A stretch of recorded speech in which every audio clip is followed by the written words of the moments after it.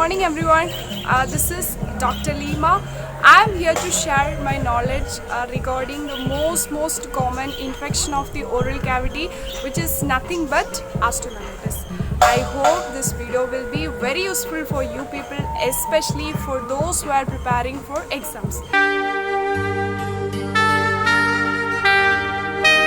So today we are going to study about osteomyelitis. Okay, so first of all we are going to study its definition. So what is osteomyelitis? Actually speaking, there is no need to study some big definitions. From the word osteomyelitis itself we can derive the definition. Now let us see how we are going to derive it. So now just imagine the word osteomyelitis in your mind. So the first 5 letters, osteo, okay, so which means bone, myel, that middle letters, which means marrow, then itis means inflammation. Now we can collectively say it is an inflammation of bone and its marrow contents. So what is osteomyelitis? Osteomyelitis is nothing but an inflammation of bone and its marrow contents. So before going into the topic properly, it's very important to know about basic structure of a bone. So if you have thorough knowledge regarding basic structure of a bone, you can understand the pathogenesis very easily. Okay. Overall, bones of our body are an organ which is made up of number 1 bone tissue, and this is also made up of number 2 nerves, number 3 blood vessels, number 4 epithelium, number 5 bone marrow. So overall, bones of our body are an organ which is made up of bone tissue, epithelium, nerves, blood vessels, then also it is made up of bone marrow. So now just see this diagram. So can you able to appreciate on blue colored line? This is nothing but cortical bone. Okay, so this blue colored line is cortical bone. So this is the hard outer layer of the bone. So this hard outer layer of the bone is lined by periosteum on its outer surface and endosteum on its inner surface. So can you able to see the red color line? So this is periosteum, and the brown color line which is endosteum. So it is lined by periosteum on its outer surface and endosteum on its inner surface. So this periosteum has blood vessels, nerves, then collagen fibers, reticular fibers, and also it has osteoblastic cells and osteoclastic cells. So what are all the components of the periosteum? Periosteum comprises of osteoblastic cells, osteoclastic cells, reticular fibers, collagen fibers, and also it has blood vessels and nerves. Now just come into the endosteal surface. Okay, in the endosteal surface we have some multiple microscopic concentric layers of microscopic columns of the bone. So these are nothing but lamellae. Okay, so these multiple microscopic columns of bones are called as lamellae. Okay, so now can you able to see some spaces between lamellae? So this space, in this space we have lacunae. So inside the lacunae we have some cells. Okay, that cell is known as osteocytes. So these are nothing but mature osteoblast. Okay, so what is the role of this osteocytes or mature osteoblastic cells which participates in bone mineralization process or which monitor the bone mineralization process? Okay, so we have multiple concentric layers of microscopic columns of bone inside the endosteal surface. So this is nothing but lamellae. So the spaces between the lamellae has lacunae. So inside the lacunae we have some matured osteoblastic cells. So these matured osteoblastic cells are nothing but osteocytes. So one lacunae is getting connected to another lacunae with the help of canaliculi. So one osteocyte or one mature osteoblastic cell is getting connected to another osteocyte or another mature osteoblastic cell with the help of canaliculi. So now in the center we have one canal. Oh, small round canal is there. This is nothing but Cavesian canal which carries blood vessels and nerves. Okay, so all these structures are together called as osteon. So osteon is also known as Cavesian system. So what is Cavesian system? Cavesian system comprises of multiple concentric layers of microscopic columns of bone. So these are lamellae. So between the spaces between the lamellae we have lacunae. Inside the lacunae we have osteocytes which participates in bone mineralization process. Okay, so in the center we have cavation canal which carries blood vessels and nerves, and we also have one more important canal which is nothing but Volkmann's canal. So this so can you able to see this is the canal, Volkmann's canal. So these are nothing but small vascular channels that runs at right angles to the surface of the bone. So this Volkmann's canal connects the blood vessels of the outer periosteum, okay, to the blood vessels of the cavation system. Okay, so this Volkmann canal acts as a connecting medium between the blood vessels of the outer periosteum and blood vessels of the cavation system. Okay, so this is all about endosteal surface. So in the endosteal surface we have studied about osteon or cavation system, and now we are going to see about this part. So this is cancellous bone. Okay, so between the cancellous bone and cortical bone we have endosteum. So endosteum is the boundary point between the cortical bone as well as the cancellous bone. So now this is the cancellous bone. So in the cancellous bone we have multiple trabeculae. So the spaces between the trabeculae is being filled up with bone marrow. Okay, so this cancellous bone is nothing but a open cellular porous network which has multiple trabeculae. So the spaces between the trabeculae is being filled up with bone marrow. So this is all about structure of a bone. Now what are all the functions of osteoblastic cells and osteoclastic cells? So osteoblastic cells participates in bone deposition, whereas osteoclastic cell helps in bone resorbing process. Okay, so this is all about basic structure of a bone. So still now we studied about definitions. What is osteomyelitis? It's nothing but an inflammation of bone and its marrow contents. So now after that we studied about basic structure of a bone. So bones of our body are an organ which is made up of bone tissue, blood vessels, nerves, epithelium and bone marrow. So this bone tissue has two types. So one is cortical bone, also known as compact bone, and we also have cancellous bone, that is also known as trabecular bone and spongy bone. So now this cortical bone is the hard outer layer of the bone which is lined by endosteum on its inner surface and periosteum on its outer surface. So inside the endosteal surface we have multiple concentric layers of microscopic columns of bone. So these are nothing but lamellae. So between the lamellae we have lacunae. Inside the lacunae we have osteocytes which are nothing but mature osteoblastic cells. In the center of these structures we have cavation canal which carries blood vessels and nerves. And we also have one more structure, that is nothing but Volkmann canal which acts as a connecting medium between the blood vessels of the outer periosteum to the blood vessels of the cavation canal. So so the periosteum, so here periosteum is there, so blood vessels are coming like this and going to the Volkmann's canal, then it is getting connected to the cavation canal. So this all these structures are together called as osteon, which is also known as cavation system. So this is all about cortical bone. So now next we are going to study about cancellous bone. So between the cortical bone and cancellous bone we have endosteum. So in the cancellous bone we have multiple trabeculae. So the spaces between the trabeculae is being filled up with bone marrow. So this is all about basic structure.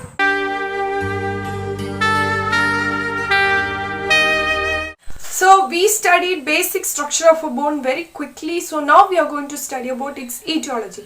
Okay, in this particular part only we have 3 points. So the first point is that in 80 to 90% of the cases osteomyelitis is caused by gram-positive microorganisms, mainly Staphylococcus aureus and Staphylococcus epidermidis. Okay, so this is the first point.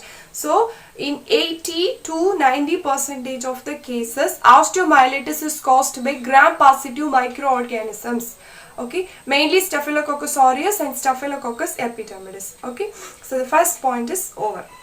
Now we are going to study the second point. So in the second point we are going to study some huge numbers of microorganisms. So first we are going to study some 2 microorganisms, then we will be studying another 2. So like this we are going to study. So now let us see. So in the first part we have hemolytic streptococcus and pneumococcus. Hemolytic streptococcus, pneumococcus. Hemolytic streptococcus is one organism, then pneumococcus is another microorganism. So we have hemolytic streptococcus and pneumococcus. So in the next part we have Bacteroides fragilis and melanogenicus. Bacteroides fragilis, melanogenicus. Bacteroides fragilis, melanogenicus. So till now we have studied 4 microorganisms: hemolytic streptococcus, pneumococcus, Bacteroides fragilis, melanogenicus. So now we are going to study another 2 microorganisms: Escherichia coli, anaerobic cocci. Escherichia coli, anaerobic cocci. Escherichia coli, anaerobic cocci. So till now we have studied 6 microorganisms: hemolytic streptococcus, pneumococcus, Bacteroides fragilis, melanogenicus, Escherichia coli, anaerobic cocci. So now let us study another set of microorganisms. We have Fusobacteria klebsiella, Fusobacteria klebsiella, Fusobacteria klebsiella, Fusobacteria klebsiella. So hemolytic streptococcus, pneumococcus, Bacteroides fragilis, melanogenicus, Escherichia coli, anaerobic cocci. Then we have Fusobacteria klebsiella. Okay.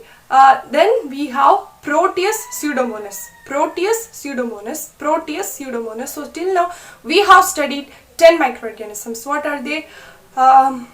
Hemolytic streptococcus, pneumococcus, Bacteroides fragilis, melanogenicus, then Escherichia coli, anaerobic cocci, then Fusobacteria klebsiella, then Pseudomonas and Proteus. So now we also have another 2 microorganisms.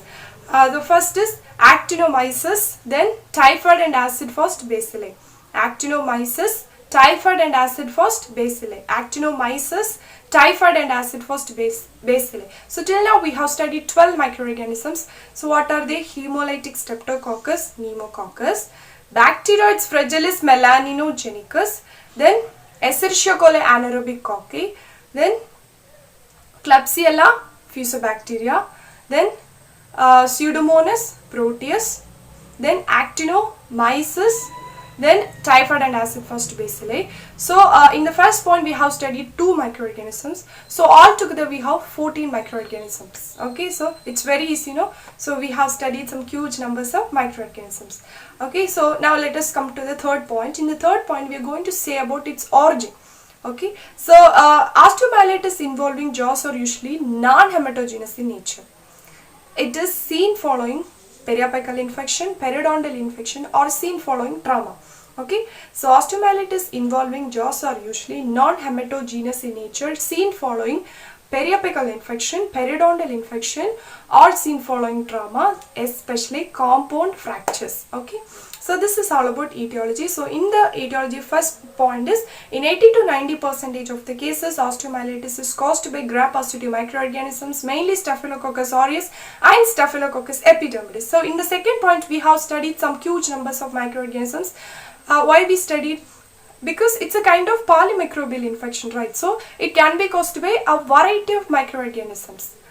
So an array of microorganisms are responsible for causing osteomyelitis. Okay, shall I list it out one more time? Okay, so we have hemolytic streptococcus, pneumococcus, Bacteroides fragilis, melanogenicus, then Escherichia coli, anaerobic cocci, then we have Klebsiella, Fusobacteria, then Pseudomonas, Proteus, Actinomyces, then typhoid and acid fast bacilli. So in the third point we mentioned about its origin.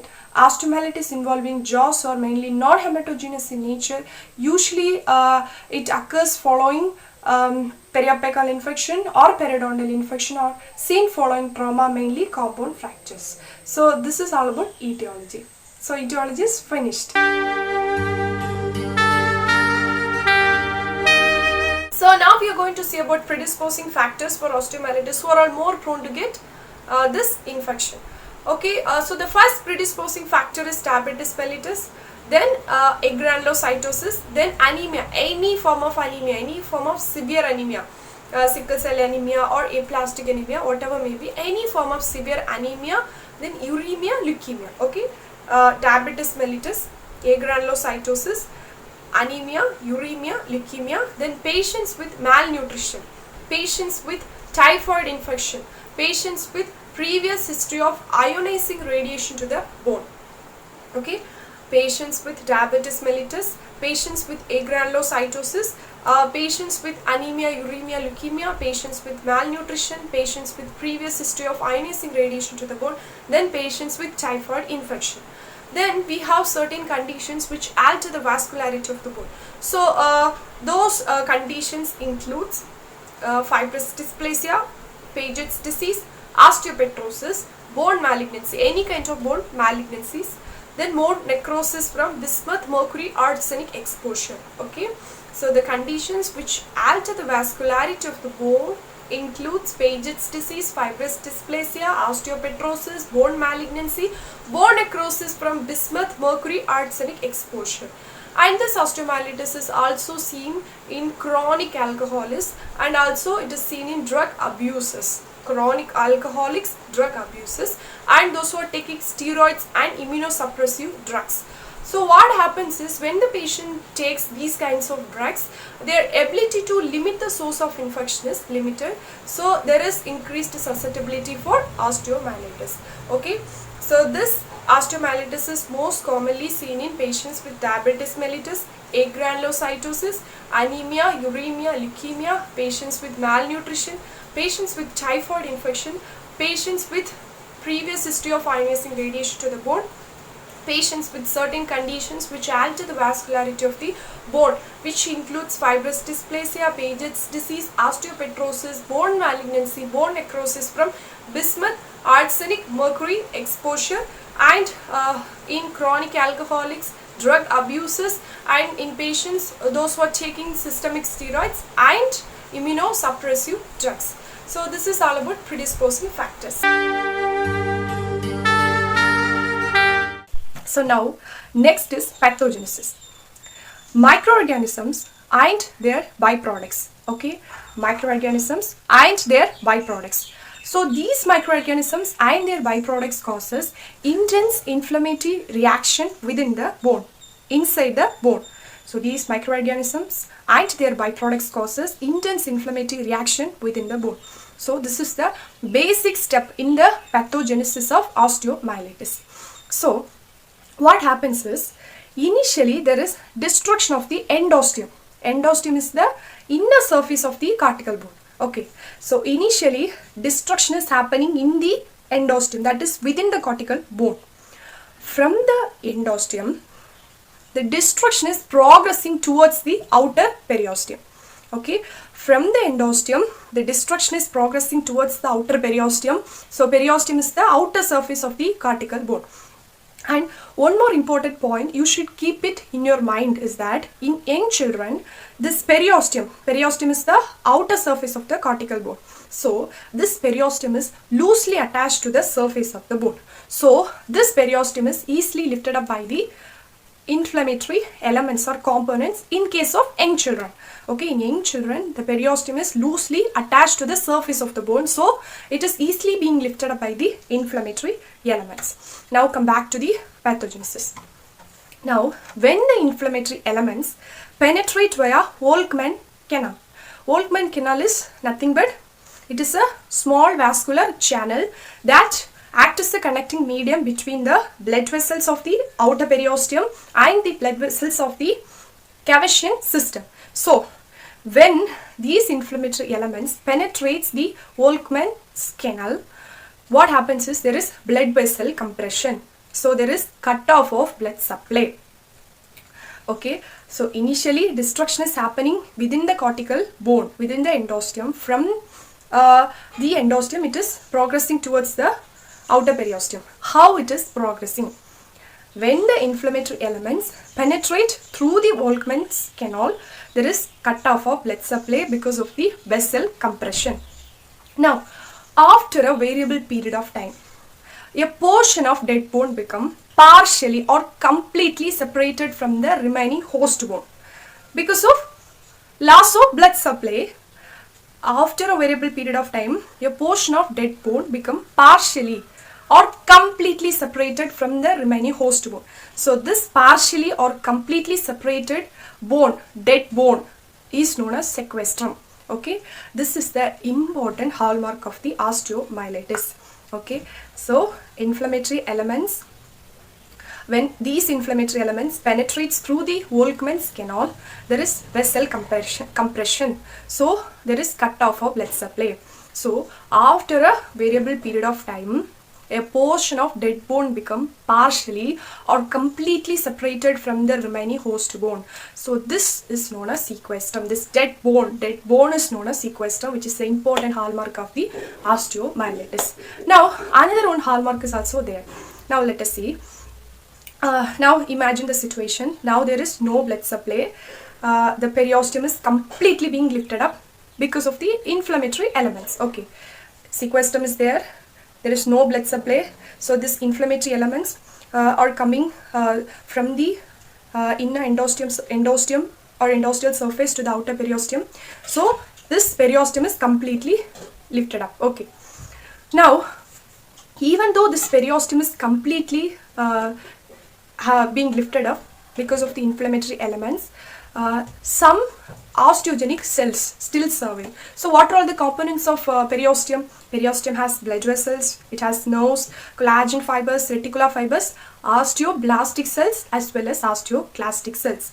Okay, even though periosteum has been separated from the remaining surface of the bone, some osteogenic cells, osteoblastic cells still survive, and once the acuteness of the infection is passed over, they start to lay down new bone.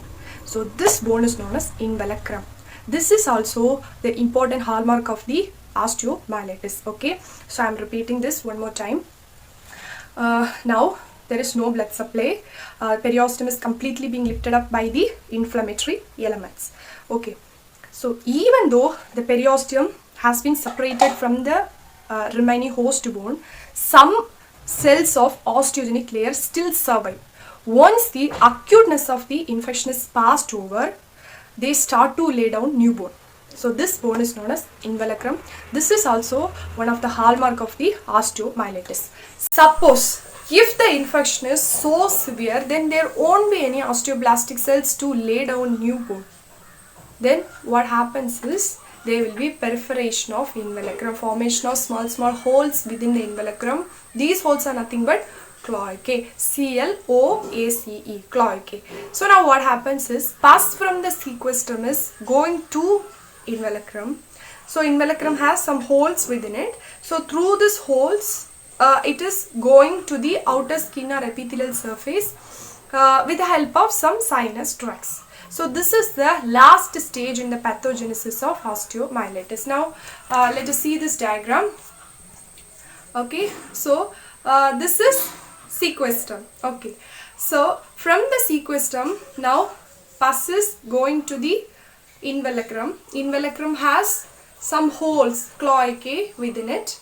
So through these holes, it is going to the skin or epithelial surface with the help of some sinus tracts. So this is the final step in the pathogenesis of osteomyelitis. Okay, so microorganisms and their byproducts causes intense inflammatory reaction within the bone. So first what happens is there is destruction of the endosteum.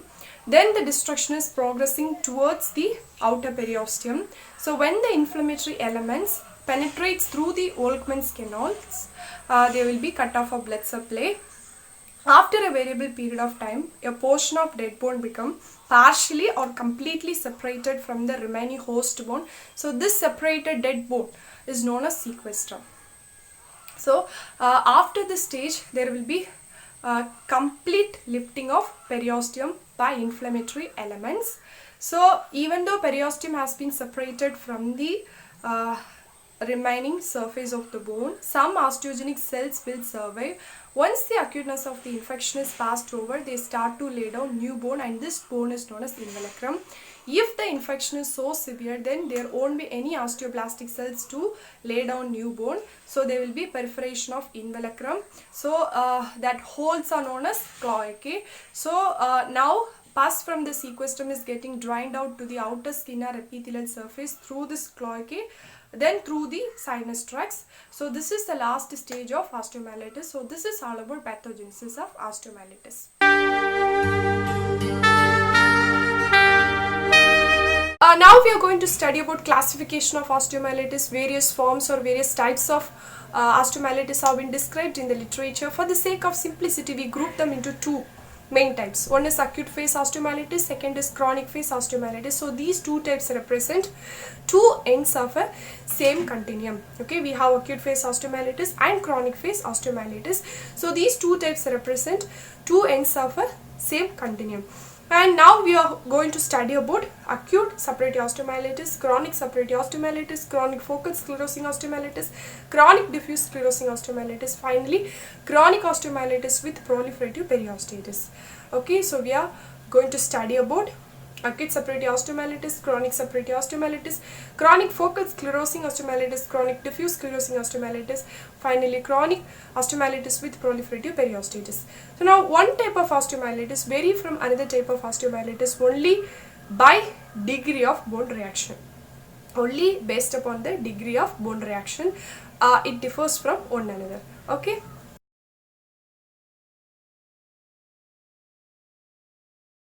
Now we are going to see about acute suppurative osteomyelitis. So what do you mean by acute? Acute in the sense something is very serious, right? Okay. So it's a serious sequelae of periapical infection. Periapical infection, mainly periapical abscess. If the abscess is not properly walled off, which means if the abscess, the infection is not containable, and if it is particularly a virulent one, that means if the infection is very harmful, then there is a chance for transmission of the infection through the surrounding bone. Okay, so in the first point we studied about source of infection. So what is the source of infection for acute suppurative osteomyelitis? It's mainly from periapical infection. If periapical infection, mainly abscess, if it is not properly walled up, or if it is a virulent one, then there is a chance for transmission of the infection through the surrounding bone. So next we are going to study about its location. So this acute suppurative osteomyelitis may involve maxilla or it may involve mandible. Now just forget about this acute suppurative osteomyelitis. Generally, which jaw is most commonly affected by this osteomyelitis? Maxilla or mandible? Yes, of course it is mandible, because in mandible there is less vascularity, but in maxilla there is high vascularity.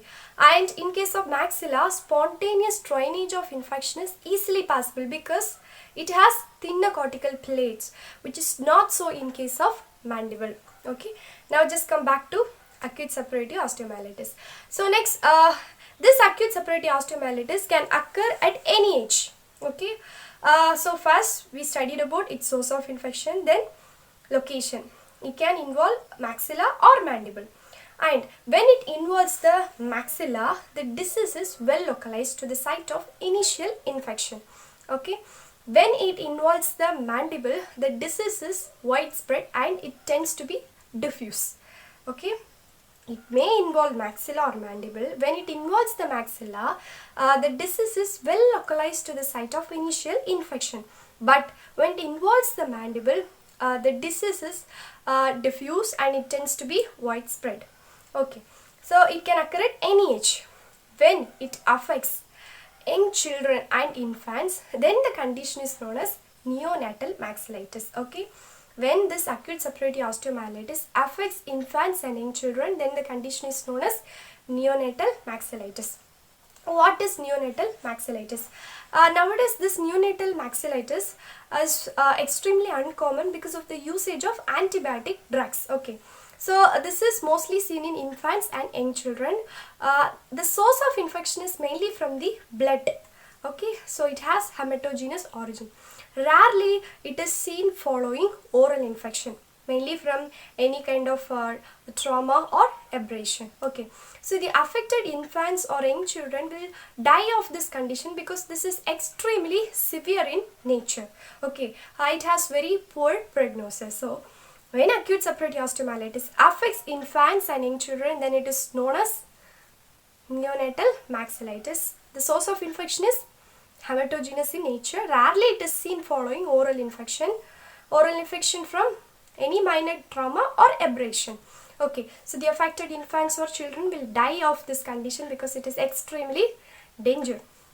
Okay, now when this acute suppurative osteomyelitis affects adults, what happens? There will be severe pain because it's an acute condition. So there will be severe pain. Then they will suffer from trismus, paresthesia of lips. Then there will be fever, leukocytosis, lymphadenopathy.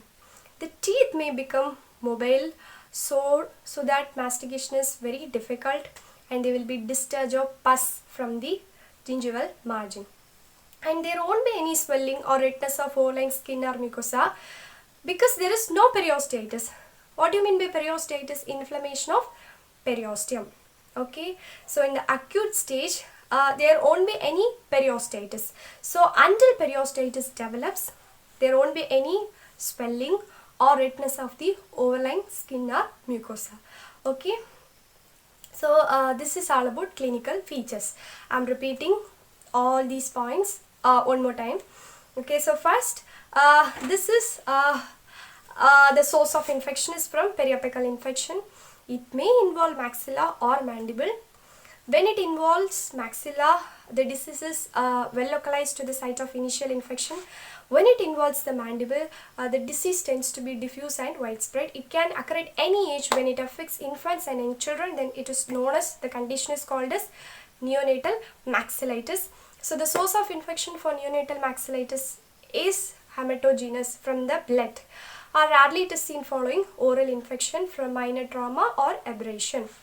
Then the affected infants or children will die of this condition because it is extremely severe in nature. So when acute suppurative osteomyelitis affects adults, there will be severe pain because it's an acute condition, and there will be trismus, and there will be paresthesia of the lips. There will be fever, lymphadenopathy, leukocytosis. The affected teeth will be sore, mobile, so that mastication is very difficult, and there will be discharge of pus from the gingival margin. Until periostitis develops, there won't be any swelling and redness of the overlying skin or mucosa. Okay, so this is all about acute suppurative osteomyelitis. Now we are going to study about its radiological features. Actually speaking, in case of acute suppurative osteomyelitis, there won't be any radiographic change. Sometimes there will be little radiographic change. For a radiograph to show any radiographic change, there must be at least 30 to 60% of mineral loss in the bone. Okay, so at least 30 to 60% of mineral loss should be there in the bone for a radiograph to show any change. So initial changes are evident only in the trabeculae. Okay, so early radiographic changes will be appreciated within the trabeculae. So the trabeculae appears to be fuzzy in the sense it appears to be very thin, or it appears to be blurred. Okay, next, this acute suppurative osteomyelitis either cause bone resorption or it may cause bone deposition. Okay, when it causes bone resorption, then we can appreciate areas of radiolucent areas of bone destruction. When it causes bone deposition, then we may appreciate a thin, faint radio opaque line parallel to the surface of the bone. Okay, so this is all about acute suppurative osteomyelitis. So radiological features of osteomyelitis, acute suppurative osteomyelitis. Initially there won't be any change, or sometimes little changes. Initial changes will be seen within the trabeculae. The trabeculae appears to be fuzzy, which means it is of very unsharp, thin, appears to be blurred. And this acute suppurative osteomyelitis either cause bone resorption or bone deposition. When it causes bone resorption, then radiolucent areas will be evident radiographically. We can appreciate some radiolucent areas.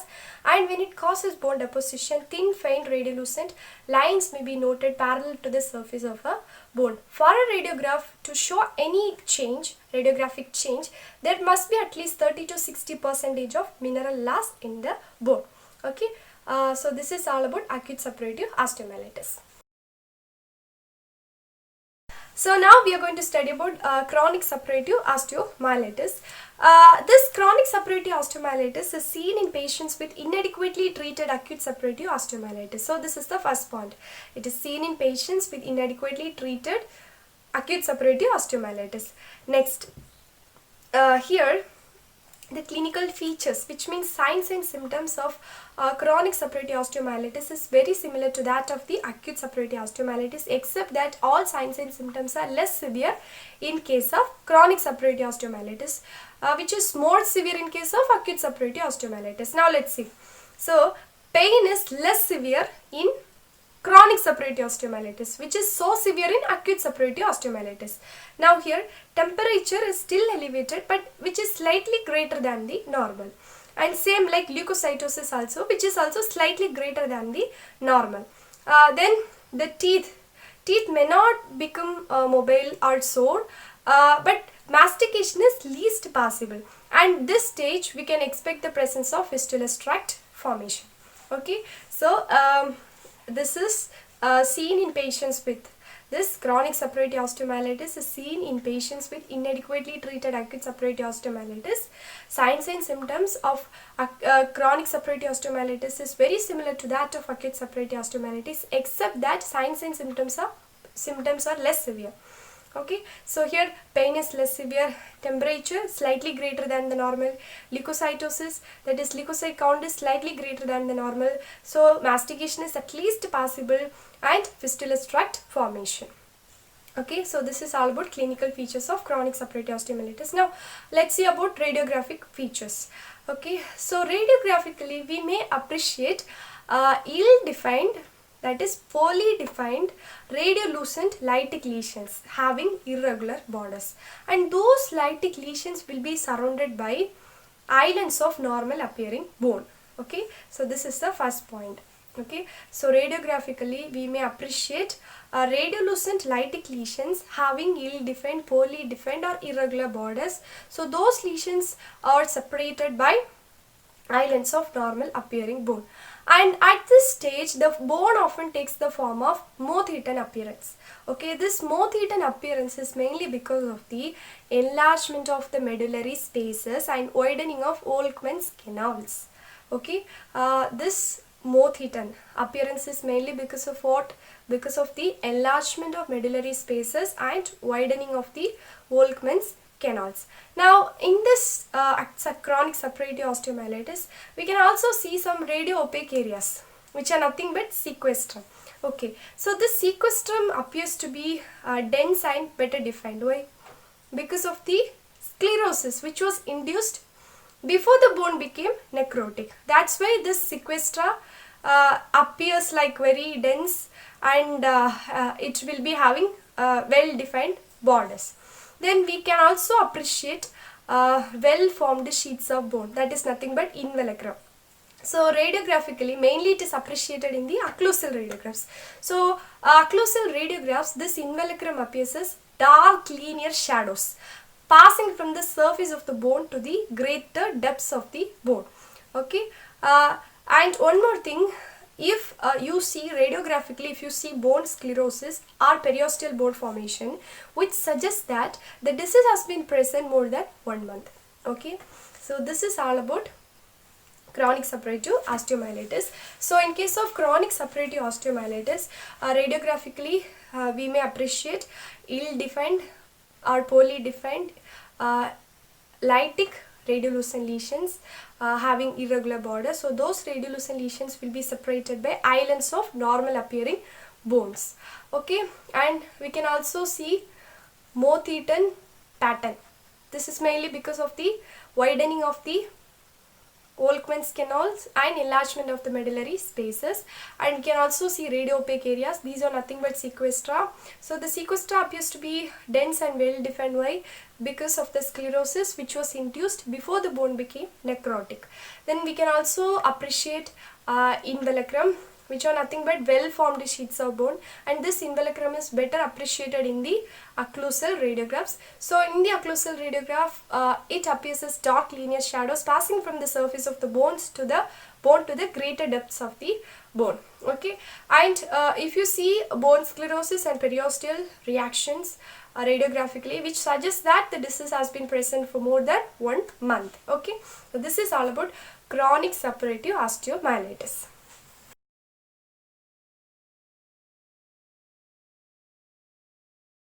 So next we are going to study about chronic focal sclerosing osteomyelitis or condensing osteitis.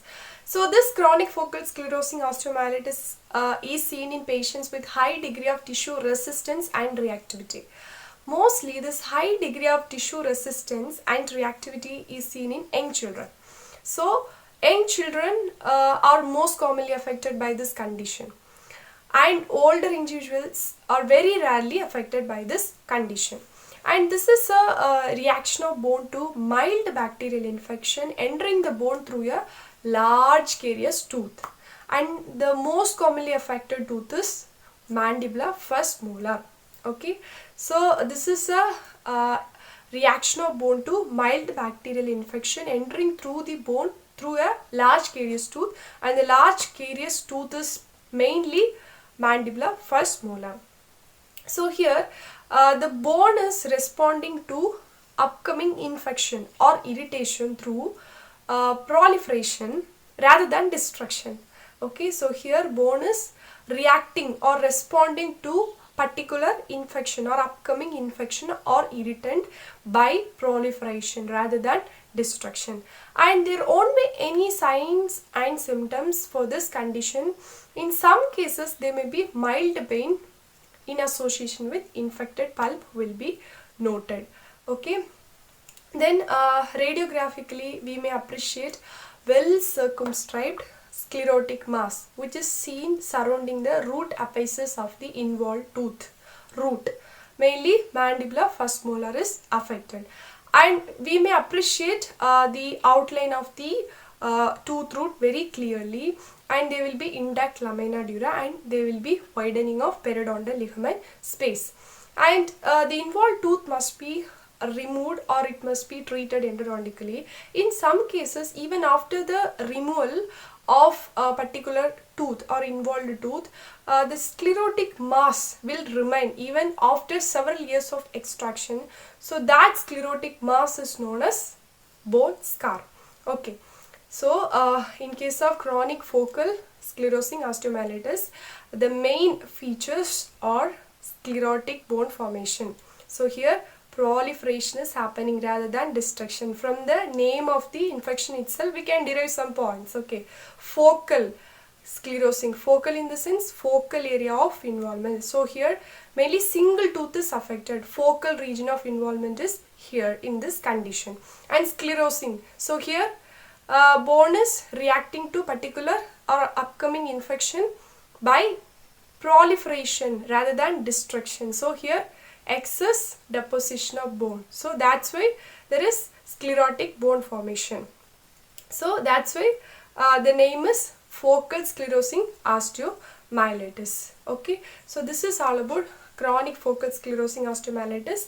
So it's a reaction of bone to mild bacterial infection entering through the bone through a large carious tooth, mainly mandibular first molar. So mainly seen in patients with high degree of tissue reactivity and resistance, which is mostly noted in young children. So young children is are mostly affected by this condition. Very rarely it affects older individuals, and there won't be any signs and symptoms pertaining to this particular condition. Sometimes there may be mild pain in association with the infected pulp. Radiographically we may appreciate a well circumscribed radio-opaque mass or sclerotic mass seen surrounding the root apices. It may involve single root, or it may involve both the roots, or it may involve multiple roots of a particular tooth. And we may appreciate outlines of the root very clearly, and there will be intact lamina dura, and there is widening of periodontal ligament space, and the involved tooth must be treated endodontically or it must be removed. Even after the removal of tooth, the sclerotic bone still remains. So this condition is known as bone scar, the particular sclerotic mass which remains after the extraction of the tooth. So that area is known as bone scar. So this is all about chronic focal sclerosing osteomyelitis or condensing osteitis.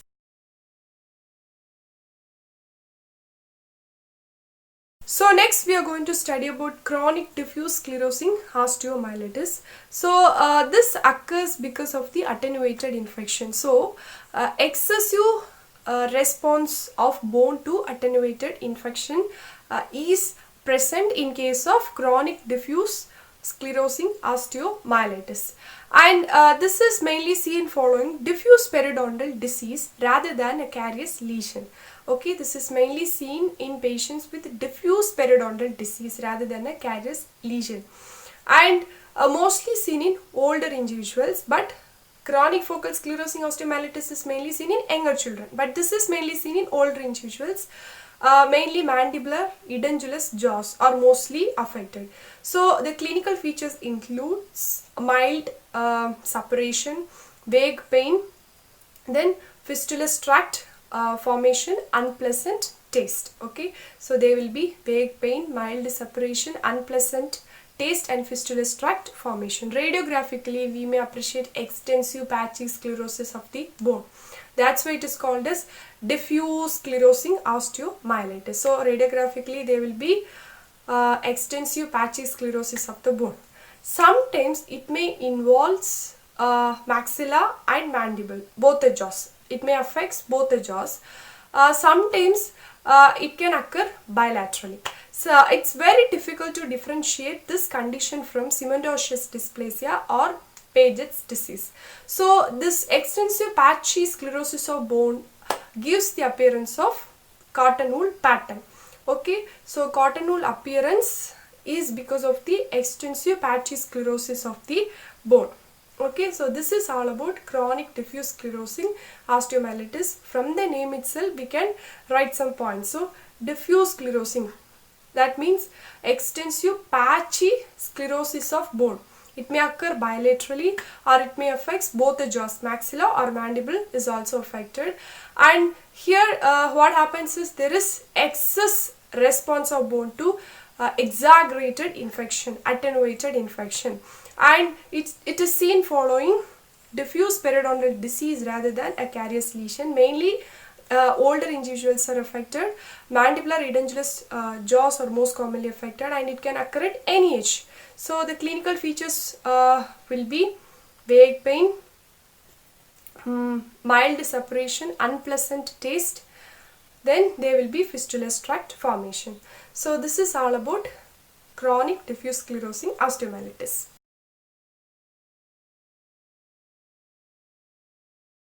So next we are going to study about chronic osteomyelitis with proliferative periosteoitis. So this is also known as Garrè's osteomyelitis. So this is characterized by focal gross thickening of periosteum, which means focal outgrowth of bone on the outer surface of the cortical bone.